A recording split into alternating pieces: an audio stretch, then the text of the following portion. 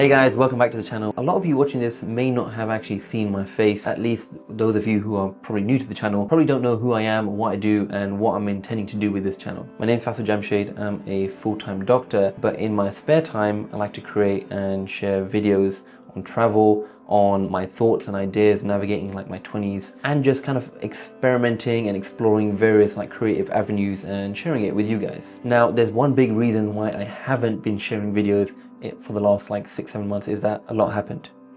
I got married for one, that's probably the biggest thing, but I'm back, that's the most important thing, and I've got some really cool content to share with you guys. So the first thing I wanted to share was that I'm really going to start ramping up sharing my film photography, which is something that I've been doing on and off for like the last 4 years, and I've shared a bit before, but film photography is going to be a new medium in which I really enjoy sharing sort of my thoughts and ideas. It's a medium that I prefer to digital photography for various reasons, and I can jump into that. But also, if you want to watch a video dedicated to film photography, I've made one. It's called How to Create Nostalgia, and I'll link that somewhere up here. So click that, check that out. Number 2 is this new series I'm starting is going to be on Japan. So right now we're looking at the various cities or areas that I went to in Japan, including Tokyo, Kyoto, Osaka, Nara, and even visiting Mount Fuji. But more specifically, alongside the regular sort of cinematic videography I like to share, I'm going to be sharing my experiences of those places through my film photography, because I think they kind of take a nice snapshot into what I'm experiencing, but also how I view that country or city. So in this video, we're starting it with no other than Tokyo, one of my favorite cities in the world. And stay tuned, because at the end, I'm gonna go into the little story about how I ended up picking up this bad boy right here from a vintage store, something I picked up in Japan. So of course, I'm gonna start with sharing some pictures of the legendary Shibuya.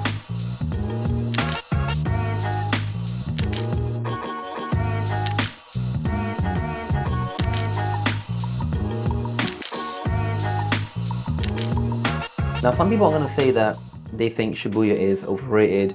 Probably the locals might feel that it's a bit overstated, it's a bit too busy, it's a bit of a Bay Area, if you know what I mean. But I love it. I don't care what people say, it's got a very special place in my heart, partly because of the nostalgic feelings of like seeing it in like Tokyo Drift, you know, when that scene when they're like drifting through Shibuya Crossing, but also because around 5 or 6 years ago is the first time I went to Japan, and that was as a solo trip. So the first time I had ever been anywhere on my own, and it was such a pivotal moment in my creating sort of career, because that is where it all started off. It all started literally in Shibuya Crossing, when that night I decided to actually make my Instagram account into a public one, and I still remember all the nerves I had, all the anxiety I had about actually putting myself out there. So everything that has come from then in terms of me sharing things online, making my YouTube account, writing my newsletter for like 2 years in a row, all of that started from that decision I made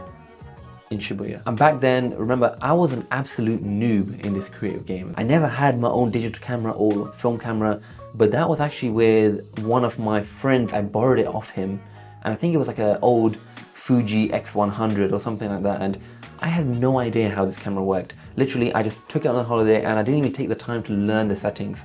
I think it was on automatic, that's why some of the pictures came out really nice, some didn't, and I had no idea what ISO was, what the shutter speed was, anything like that. So coming from there to this trip felt like a full circle moment. I had this digital camera with me, I had this beauty over here, my 35mm film camera, which I'll talk about in a second.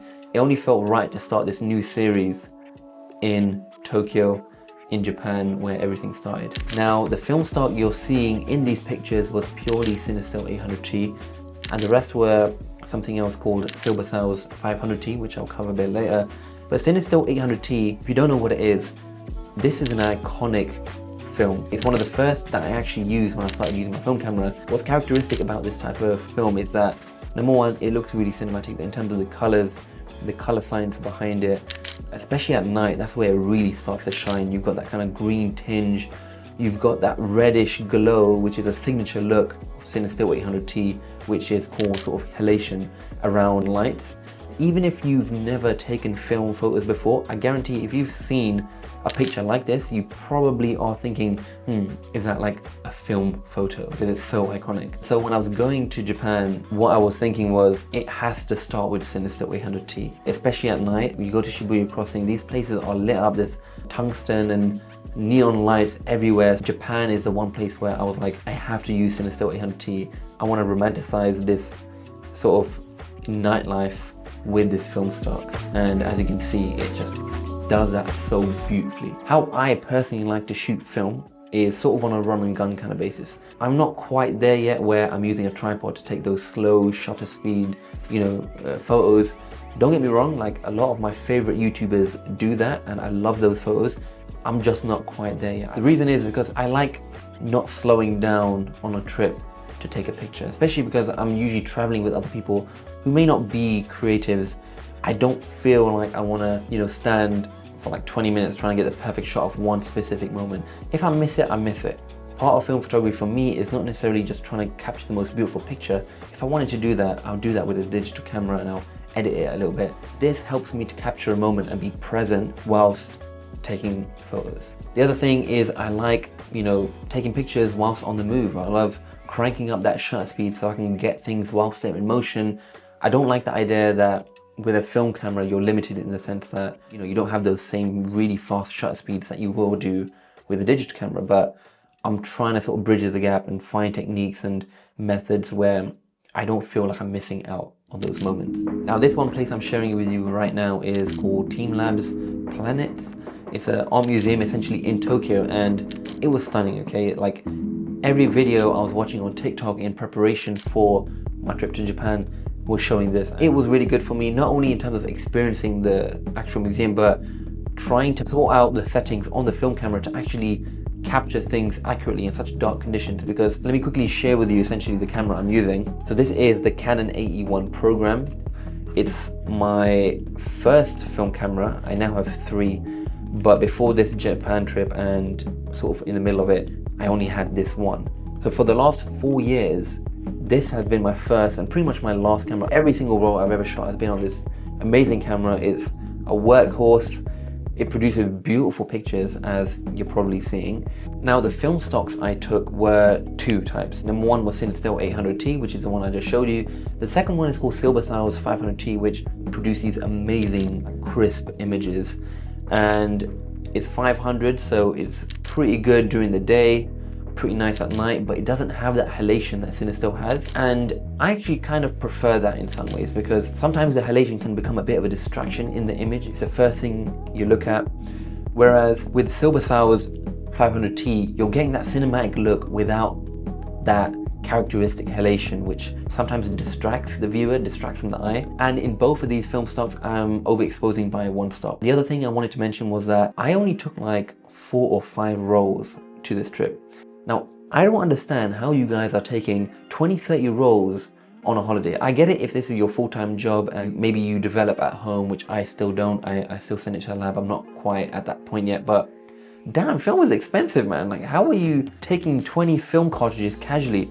I took like 5 on this trip. I mean, I am quite sparing in the way I take pictures, so I would rarely even use up a whole film cartridge in one day. I like to really slow down, be very present in what I'm taking, but also just very conscious about what I'm taking. I don't like spamming 10 pictures in one area.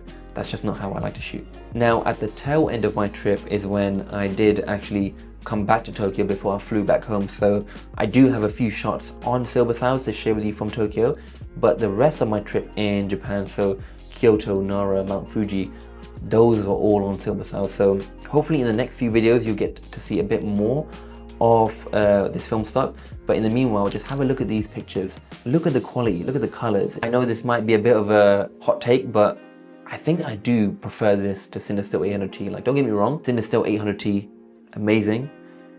There's something about this one, and maybe it's just the fact that I have sent these films cartridges back to Silbersalz in Germany sometimes for them to scan, and their scanner is crazy good. Like, the pictures just turn out so much nicer, which makes me actually doubt if my lab is actually doing a great job. Anyway, so yeah, those are the 2 film stocks I've used. This is the camera I used, and as promised, let me share with you a very quick little bit about this camera that I bought. Give me 1 second. And here we have the Konica 3A. Check out the light meter. That this company is really good. To be fair though, I've not shot a roll through this camera. It might not even work. I don't even know. However, I got my hopes up. I think that it will. Come on, look at this camera. This looks like almost like a Fujifilm X100. It looks beautiful, but it's got a really like massive, bright viewfinder, tactile, you know, sensations. No diddy. I had my eye on this before, and I didn't particularly go out looking for this camera, but when I saw it on the shelves of a vintage camera store, I picked this up for approximately about £100. But this is a fully mechanical camera, meaning that it doesn't operate on any batteries, it's all mechanical. This is the light meter that I bought for it. This is called the Dumo light meter. I bought this because it matches with the camera so beautifully.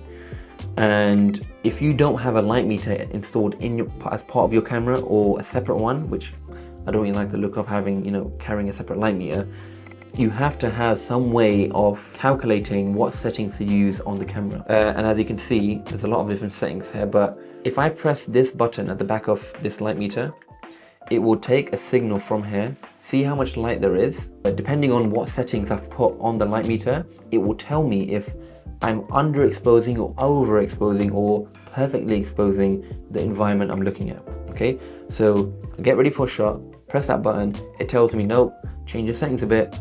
I'll do that, make sure it's the correct settings, then I'll do those exact settings on the camera, then it's ready to take a shot.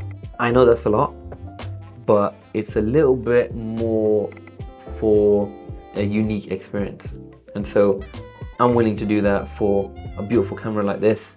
It's a Konica 3A, have a look online, and hopefully once I shoot a roll through here, I will share it with you guys. Anyway, that kind of wraps up this video, so thank you so much for watching. Next up, we're going to be talking more on Silbersalz, more specific stories from Japan, more Tokyo, Kyoto, Osaka vlogs, and hopefully one nice big video to summarize it all. Thank you so much for sticking with me. Thank you to all the new subscribers who have jumped on the channel since my last video. I hope you stay tuned, and I'll see you next time.